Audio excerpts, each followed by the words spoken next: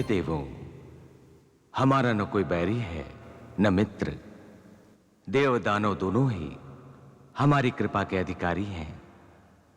हम हित अहित के भावों से सदा रहित हैं। हमसे जो घटित होना होता है वो तो हो जाता है। कर्ता धर्ता, देने और लेने वाला हमारे भीतर कोई और ही है। हे भगवान, हम आपकी गूढ़ भाषा के भावों को समझने में असमर्थ हैं। हमें इस भावी संकट से उबारने का उपाय बताएं करुणा निदान। आपके द्वारा उस दुष्ट दैत्य को दिए गए वरदान से अब आप ही इन देवों की रक्षा करें अब्दलदानी। हम सब आपके शरणागत हैं विश्वेश्वर। हे देवों, हर घटना के मूल में उसका विपरीत भाव छुपा रहता है। प्रकृति का यही सिद्धांत है। उस दैत्य ने यह वरदान मांगा था कि सभी देवों सहित वो भगवान विष्णु से सदैव अपराजय बना रहे। परंतु विष्णु जी भी सदा से आपकी भांति उदासीन ही रहते हैं। इस भावी विपदा से अपरिचित हो वैकुंठ लोक में योग निद्रा में लीन हैं। तो फिर आप यहां क्या कर रहे हैं? शीघ्र ही आप सब वैकुंठ जाकर उन्हें योग निद्रा से जगाने का प्रयत्न करें। भगवान विष्णु पर आए संकट के लिए आपको हमारे साथ चलना होगा। कारण तो आप ही हैं। चलो, इसी बहाने हमें भी उनके दर्शन का सौभाग्य प्राप्त होगा। हम आपके साथ चलते हैं। महाराजा मोर की, महाराजा मोर की, महाराजा मोर की, महाराजा मोर की, महाराजा मोर की, महाराजा मोर की, महाराजा मोर की, महाराजा मोर की, महाराजा मोर की, महाराजा मोर की, महाराजा मोर की, महाराजा मोर की। आओ सेनापति विकंपन, आओ। तुम्हारे इस कार्य से हम बहुत प्रसन्न हुए। हमारी भी बधाई स्वीकार करें सेनापति विकंपन। तुम्हारे इस कार्य से हमारी भी छाती शीतल हुई। आपको भी बधाई हो महामात्य जी। महाराज, हमने आपके आदेश पर पूरब पश्चिम उत्तर दक्षिण सारी दिशाओं को रौंद डाला है। तपस्वियों, ब्राह्मणों और भक्तों के रक्त से सारी धरती को नहला दिया है। हे महाराज, चारों ओर आपके नाम की जय जयकार और आपके आतंक का बोलबाला है। महाराज, कितने ही साधु संत अकाल मृत्यु मारे गए और कितने ही आपका नाम सुनकर प्राण बचाकर भाग गए। नगर और गांव सूने हो गए हैं।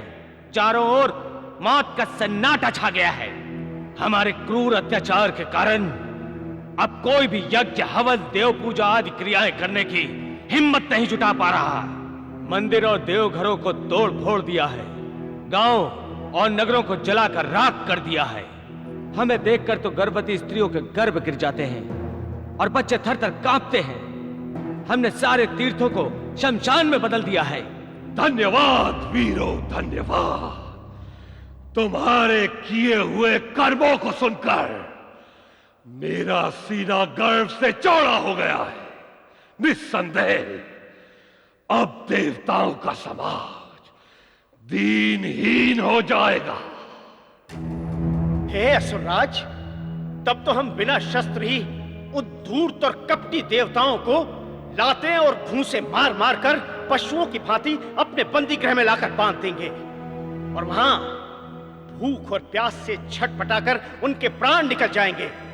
और उसके बाद महाबली राजा मूर का त्रिलोकी पर एक छत्र राज होगा।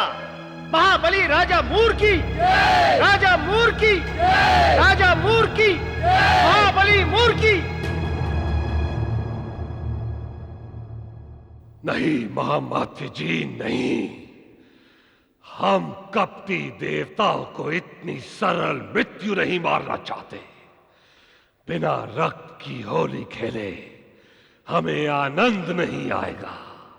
जिस प्रकार हमने धरती को साधु, महात्मा और ब्राह्मणों के रक्त से रंगा है, उसी प्रकार जब तक हम स्वर्ग की भूमि को देवताओं के रक्त से लाल नहीं कर देते, हमारे बदले की भावना शांत नहीं होगी। हाँ महाराज, बिना देवताओं के रक्त से हमारी कृपाण को नहलाए हम असुर वीरों को शांति नहीं मिलेगी।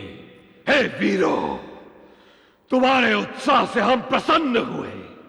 इस प्रसन्नता की घड़ी में हम आपको आपके द्वारा लूटे गए ये सारे रत्न और आभूषण उपहार में देते हैं। जाओ, उन्हें सभी मिलकर बांट लो और अपनी विजय का आनंद मनाओ। हे असुरराज, निसंदेह सेनापति विकंपन और ये सारे योद्धा पुरस्कार के योग्य हैं, किंतु मेरा आपसे एक निवेदन है। हाँ हाँ महामात्य जी, अवश्य कहिए, क्या कहना चाहते हैं आप? हे असुरराज, जब तक पृथ्वी से एक एक विष्णु भक्त एवं तपस्वी ब्राह्मण को ढूंढकर उसे मौत के घाट न उतार दिया जाए, तब तक हम असुरों का यह अभियान समाप्त नहीं होना चाहिए। इतना ही नहीं महामात्य जी, ये अभियान धरती के बाहर स्वर्ग का सिंहासन, फिर हमारे महान शत्रु विष्णु के वैकुंठ को जीतने के बाद ही समाप्त होगा। ये देवताओं से असुरों के अधिकार की लड़ाई है और तब तक चलती रहेगी जब तक असुरों को स्वर्ग का राज प्राप्त नहीं हो जाता। आप लोगों को याद होगा कि हमने आप सबके सामने प्रतिज्ञा की थी कि हम इस राज सिंहासन पर तब तक नहीं बैठेंगे जब तक हम त्रिलोकी पर विजय प्राप्त नहीं कर लेते।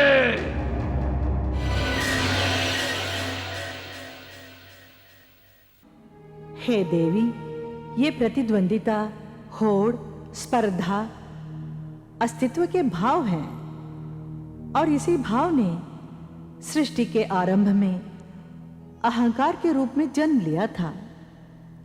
हे कल्याणियों, सृष्टि में सब कुछ समाप्त हो जाता है, परंतु यह अहंकार ही समाप्त नहीं होता। यही सृष्टि रचता है और अपने आप में द्वंद्व करता है, प्रतिस्पर्धा करता है, होड़ करता है।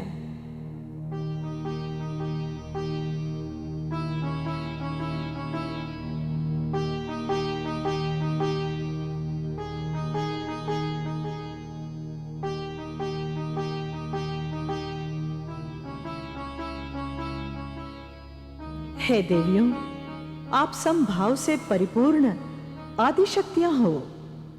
ये चराचर ब्रह्मांड आप तीनों देवियों के रज, सत और तम भावों से ओतप्रोत है। उसी प्रकार जिस प्रकार विशाल सागर की जल राशि का बिंदु बिंदु कण कण मिलकर एक रूप हो जाने से अति अपार सागर बन जाता है, परंतु जब वही बिंदु कण उस अपार जल राशि से अलग हट जाता है तो अस्तित्वहीन होकर शून्य में समा जाता है। हे शुभे, आप तीनों मेरे महाभाव से, मेरे महतत्व से प्रकट हुई हो। आप तीनों मेरे प्रतिनिधि रूप हो। यूं मोह रूपी अहंकार बनकर विनाश का कारण न बनो।